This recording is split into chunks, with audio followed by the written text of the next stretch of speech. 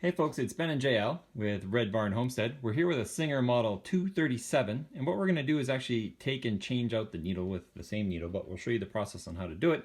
Be sure to check out our channel for another awesome, amazing videos.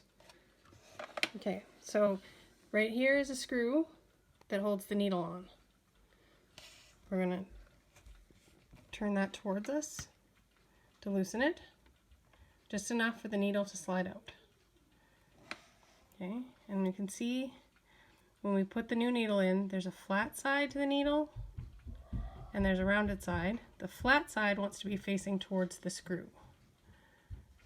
And then we're going to just stick it down into the middle and tighten it back up.